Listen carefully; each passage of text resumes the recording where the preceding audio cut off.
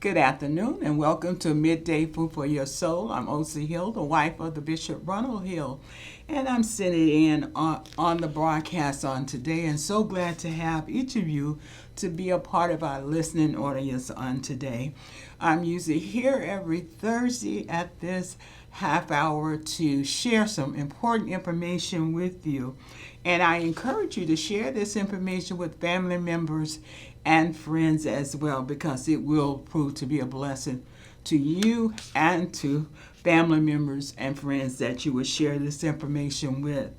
I serve along with a number of first ladies across the nation with an outreach ministry known as First Ladies Health Initiative, which is a faith-based network of active first ladies in majority and minority communities. The First Ladies Health Initiative partners with healthcare providers. We partner with health volunteers, politicians, and various media and service-oriented organizations in our communities to share information about health issues that are going on in our communities and throughout the nation. The First Lady Health Initiative is a national outreach effort, and it's designed to improve community-based coordination, address social deterrents of health, and focus on preventive care for the most vulnerable populations worldwide. We're now going through a series known as Management and Awareness of PTSD caused by racial trauma. At the close of the broadcast for the next couple of weeks, I'm going to be offering a podcast that will truly prove to be a blessing to you, and I hope you will view it and that you would allow it to speak to your heart and speak to your mind about some things that possibly might aid you in ministering to family members and friends who are facing some mental battles.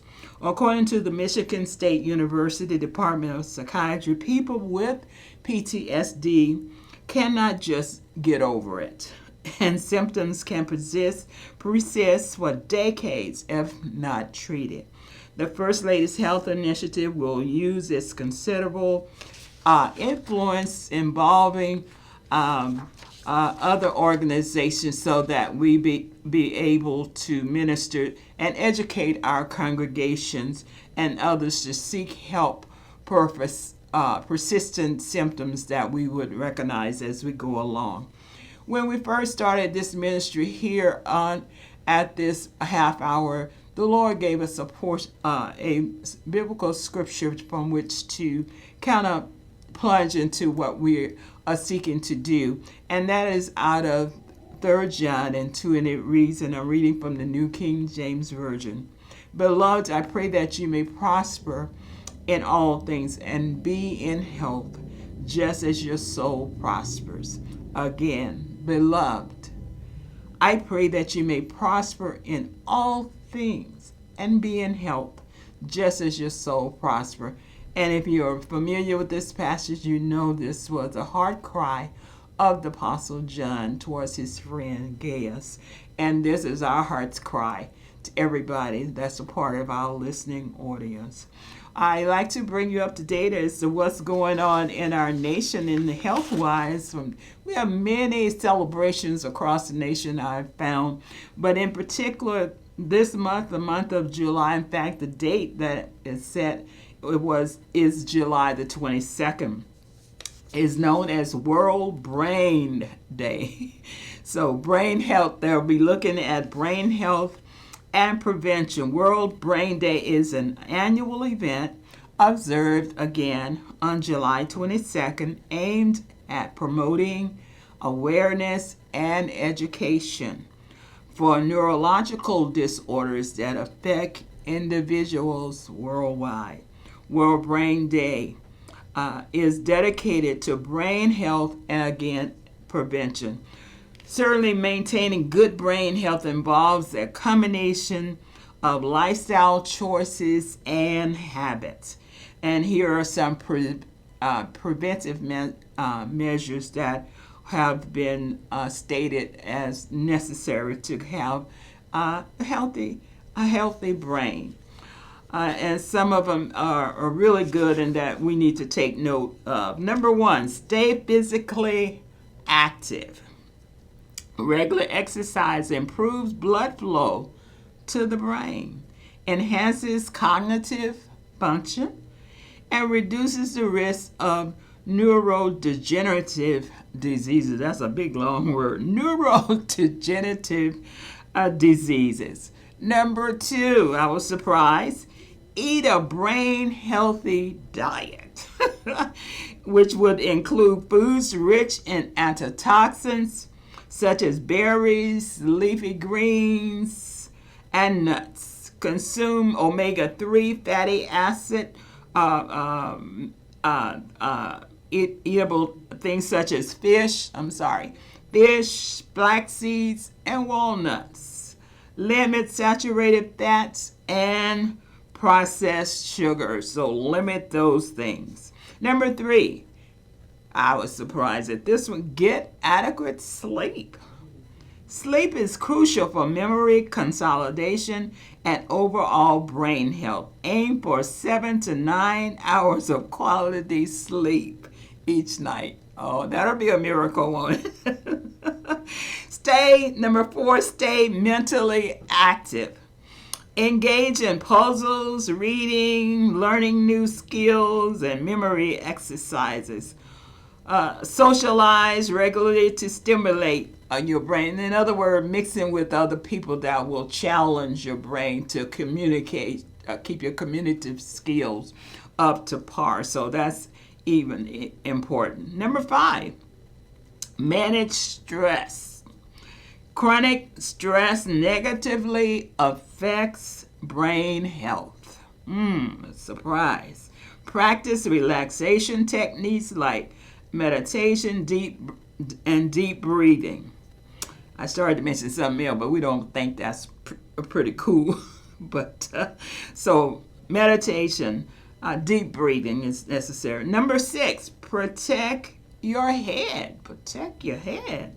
Wear helmets during sports and activities that pose a risk of head injuries. I've noticed, as some of you know, Bishop, he used to ride a motorcycle. And here in California, especially in California, but I found that it's not true across the nation.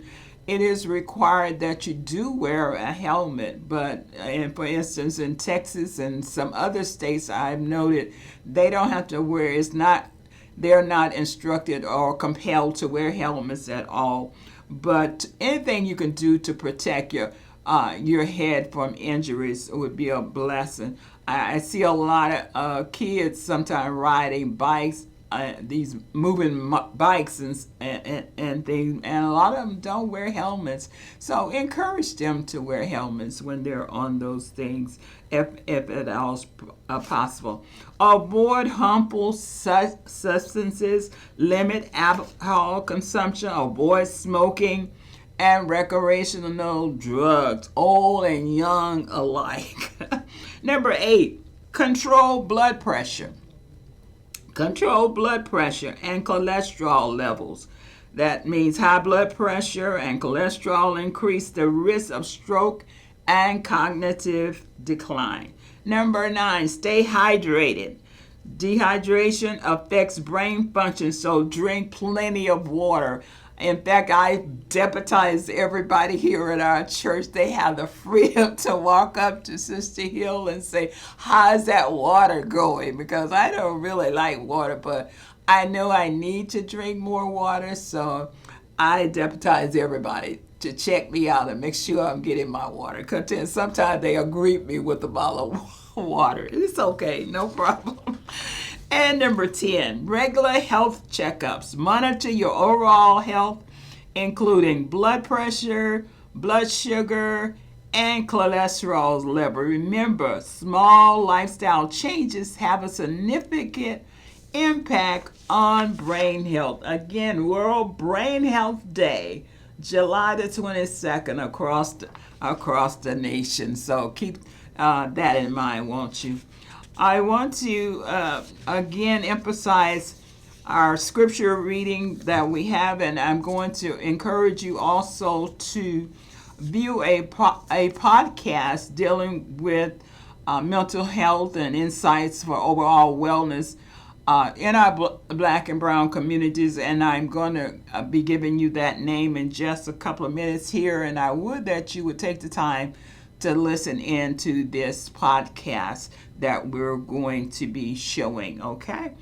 Again, our scripture reading from 3 John 2, Beloved, I pray that you may prosper in all things and be in health, just as your soul prosper. Again, this verse emphasizes the interconnectedness, note, of spiritual and physical well-being. As your soul prospers through spiritual growth, it suggests that other aspects of your life, including health and prosperity, may also flourish. So that's important.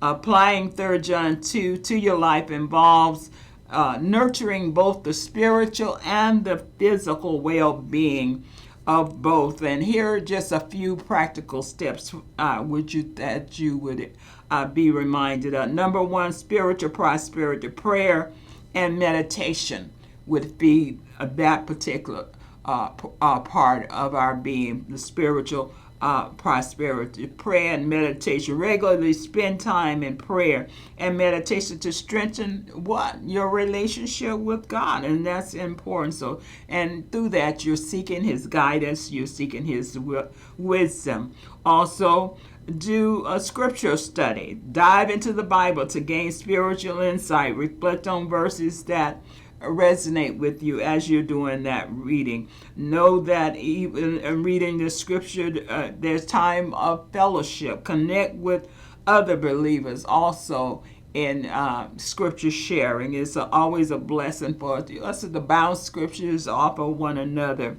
Attend church services, join small groups, and engage in meaningful conversation. And this will be that spiritual part of you. Now, on the physical well-being, what can we do? Look at your physical health. Number one, look at the nutritional side. Take care of your body by eating nutritious food. Not foods that just taste good, but nutritious foods that can taste good also. Balance your diet with fruits and vegetables, whole grains, and lean proteins. And don't forget to throw a little exercise in there. Incorporate physical activity into your routine. It doesn't have to be intense. Walking, praise dancing will suffice in helping you to do that. And make sure by all means that you get rest and sleep. Prioritize restful sleep. It rejuvenates the body and the mind. Stress management. Manage stress through relaxation techniques, hobbies, and healthy coping.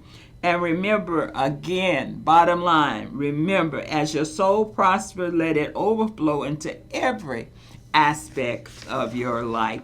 Now we're going to view a podcast, and we'll be playing this one. And this one in particular will be a blessing to you. It's on the site of First Lady's Health Initiative if you want to sit and listen to the entire one. Actually, there are going to be two, but we're just going to look at viewing the first one, okay? And it's called Breaking the Stigma, Dealing with Mental Health Awareness. Breaking the Stigma, and you're going to be blessed by that. Okay, wonderful. Well, thank you so much for having me. I have been a longtime member of the First Lady's Health Initiative because I'm a First Lady of a church, Trinity United Church of Christ on the south side of Chicago. And this topic is so very important to me for multiple reasons. One, it's close hitting to home. Mental health, post-traumatic stress is something that our family has experienced on a very personal level, as my husband had a sister who struggled with schizophrenia for many years and ultimately succumbed to this disease. And it was a tragedy for our family. And what has been most interesting is over the years, peeling back the layers that went into the experience. of having a family member who suffered and who had such an extreme experience with a mental health condition that ultimately took her life.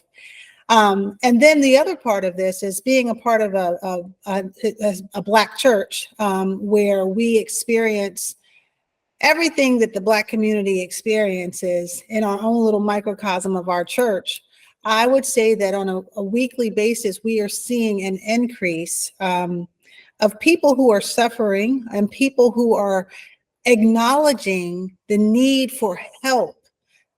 And the church is a spiritual place, but they are realizing that this is something that they need to get assistance for. This is a mental health crisis that we are experiencing. So that is a real part of why this is such a big part of me. Health and wellness of our community definitely involves our mental health. That was great. I think I would have to piggyback off of that. I have personal experience. Even in being a third-year doctoral student, my focus is trauma. And then occupying this space with the First Ladies Health Initiative. And it's focused on that racial component, which is where we're leading into a space of that, dealing with having my brushes within this area as well, and then also being an advocate and being a part of the evolution of the conversation and being a part of how the conversation grows. I'm about it. I've dedicated my life to it, and so this gives me the space to do so. Yes. Oh, you're actually on mute, Taylor? Yeah. About that. But I was saying I'm so excited that we have both of you to cover this important topic, and I'm looking forward to this conversation. So we're going to segue into some statistics. So we'll share that on screen, and then we'll dive right in.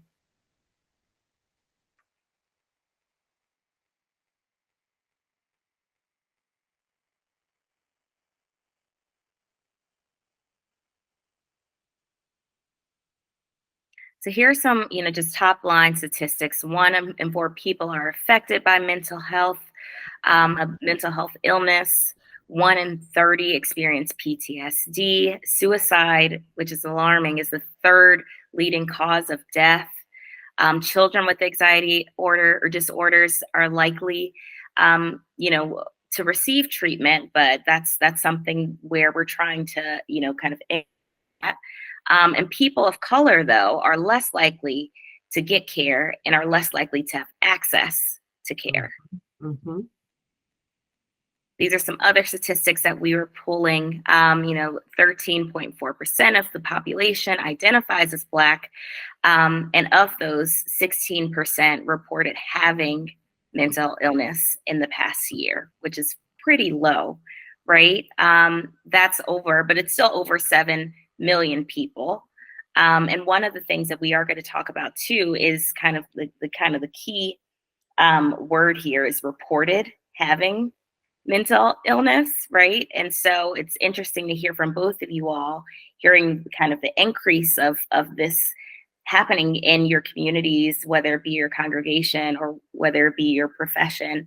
So it's going to be good to just dive into that. These are some additional statistics. 11.5% of Black adults had no health insurance despite the ACA. Mm-hmm. Also, 63% of Black Americans think that mental illness is a sign of weakness or personal failing. So I'll pause there. Oh, this is one other slide. Thank you. The suicide rates for African American population in the U.S. It is growing. Mm-hmm. And so this is something, it really is a pandemic for us, to be honest. And then in the past year, suicide behaviors for high school and the youth has also increased pretty significantly. Mm-hmm. So I want to pause and actually hear from you, Yara and Monica, on your reaction to these statistics. And what are some things that we can be doing to change this narrative? Well, Yara, if I'm good, I'll go first. So let me say that the statistics that you just shared and the data, I was really blown away when I saw those numbers because it's exactly what we're seeing. And you try to, I was thinking about how can I bring about some anecdotal information about what we're actually seeing. And all of those things, the pandemic absolutely created a new environment for isolation, loneliness, and a sense of just people the isolation really caused a lot of problems, especially for our elders. We keep hearing that over and over again, but what we're also saying is in the younger population, teenagers, young teens and older teens, those emerging adults, they have developed, and I'm really interested to hear what Yara has to say because she knows the research part of this. What we're seeing is these children with these old children and young adults with so much anxiety, so much uncertainty, this feeling of like, I have to do it all right now because I don't know if the world is going to shut down again. We're seeing young people who are medicated at levels that we've never seen. And this is what we're just getting at church. This is not anything that anyone has to disclose. It's just coming from parents who are at their wits' end. Another thing that you mentioned with the access and people actually seeking help. I know from personal experience, finding a professional counselor, therapist, psychiatrist, maybe forgetting another term, but anyone who works for mental health or in mental health, it's very difficult to find people right now because they're overwhelmed with people who are in need. So I think that what we're going to have to see and what we're seeing in the faith community is being creative with how do we serve as surrogates when we aren't professionally trained to do so. So we can get some level of training, which we're doing at our church, because it's literally from the custodial staff to the pastors of the church. People are interacting and interfacing with people who are in crisis every single week. We always have had a hotline for people to call in if they have emergencies at, when church is closed. And the mental health calls are just flooding in because it may be everything from a person who just needs someone to talk to an active crisis, a suicide attempt, all of these things happening.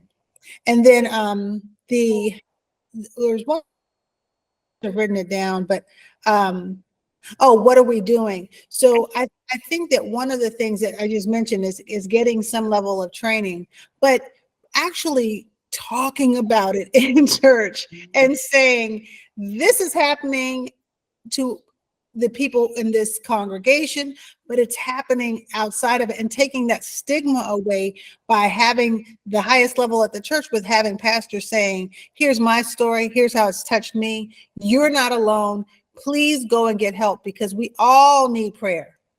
But we also need professional help at times, and trying to really remove that stigma. I know I've been in therapy now for at least 2 straight years, and it has touched our family because each of us at different times, especially over the last couple of years, has had to seek mental health supports.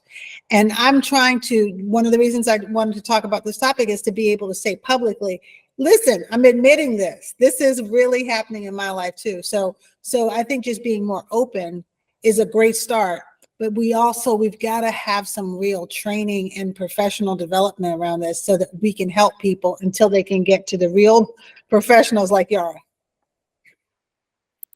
I love that. And I'll definitely highlight. I wrote down a couple of areas, but one of the things that stood out to me, because we have to be very careful on them. I do trust statistics, but reporting can be skewed. But I have to just highlight that African Americans, Black, our community have been dealing with a lot since the beginning of time. And so I look at things as from an empowerment, because that's where I train my from the point of these are things that have been here.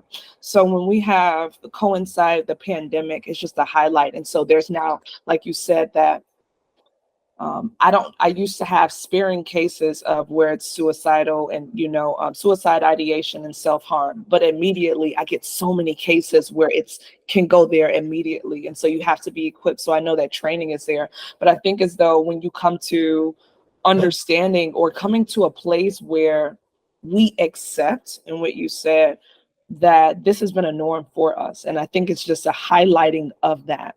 And I think that that's something that we haven't had the language to even know what we were going through, because we always had to push through, right? And so when I'm thinking about, I was just at a conference yesterday at the University of Chicago, and a 14-year-old comes up to me and she's worried about her mother. And she's worried about her own self-harm. And so just as this was a career conference, now we're in a space where you have to get immediately to that support. And like you said, Monica, it's important where people are coached and being able to train to sufficiently speak to those. And also just highlighting, having the language that's not necessarily, and being knowledgeable about what Black people, what our people are going through, and that it's nothing to be afraid of. And I think we had the stigma. Let's start here. It's like, it was like a crime to be Black. So why would we trust a system to be mental health and crazy and Black, for the lack of better words? I am very I've been coached to be sensitive, but now we're in a space of, well, I'm crazy and I'm Black. How do I do this? But I really need help. And it's the pandemic. So I already don't feel safe. My life doesn't already mean anything to this system. Oh my God, but I have this AMPS, if we use it right, this retriggering of life where it's anxiety filled, but it's a powerful movement, but it's so chaotic that if we don't have the right gatekeepers there, because let me tell you this, and what I feel as though, and this can add to it, and I was speaking yesterday, the way we do therapy, the models, if you are not culturally competent and celebratory of the Black experience, this is not going to work, because that white counterpart experience is nothing like the Black experience. And that's one thing that we have. And from a celebratory place, not from a place of, oh my God, there's something wrong. So I think just, we can call it culturally, it is culturally competent, but in a place where you embrace people and having that language, because there are people that are trying to get to the other side. So this is just such a powerful conversation, because having the wealth gap, having the space of social economic gap that we have, right? And most of African Americans were living in poverty. That's a byproduct of PTSD right now. Like, you're already set apart to be predispositioned to deal with that. So we've been handicapped in that space as well. And so I think that obviously this magnifies it, but I think that there's so much language and that has to be modified. And it has to be, like you said, in every area, because guess what? People are not just coming, hey, and talking to you on the side as a school counselor. No, they're shooting up schools immediately. No, they're doing self-harm. Their last result is the end result. So we have to fill in that gaps, and there has to be really good gatekeepers there. There has to be people that are willing to put themselves on the line, quote unquote, if I'm making kind of sense, because I feel as though, from my perspective, therapy and the support that I need, I feel as though there's not even a doctoral degree to help me magnify or like get in, like, I feel like in real time I have to be there to understand what we need, and it'll take some skills beyond research, because I feel like this is a highly sensitive time, if that makes sense. I feel like the leaders have to be with the people. They have to understand, because this is not just textbook. If it was just textbook, then this problem would have just probably been solved. But there is something more that we have to know as leaders. Oh, the whole person. Yes, the whole person, the wellness of the person. And also, this is so good. I'm so excited for this thought, because sometimes we accept jobs, we have accepted jobs, or we've been in places where people have been unwell. So that has to be, I feel as though that wellness component needs to be there. Are you equipped to even work? Are you equipped to even go into this this place? And yes, we can outbeat that, but I feel as though there's a magnified conversation, and it's very evolutionary, and I'm super excited about it. But there's so much work that has to be done if our leaders come through, people within this space, and take the initiative, because it's so much bigger than us, Thank you so much for allowing me to share. And Monica. Consider financially supporting Food for Your Soul television broadcasts. Together, we can change lives. Your support will allow us to reach the world with the good news that Jesus saves. You can give online at loveandunity.org. Click the Give button, and it will take you to our secure page where you'll have the option to give by credit card, debit card, or bank account. You can set up a one-time or reoccurring gift by linking your preferred payment method. You can also text a gift by texting the amount you desire to 310-507-1181 or mail to P.O. Box 5449, Compton, California 90224. Thank you in advance for your support.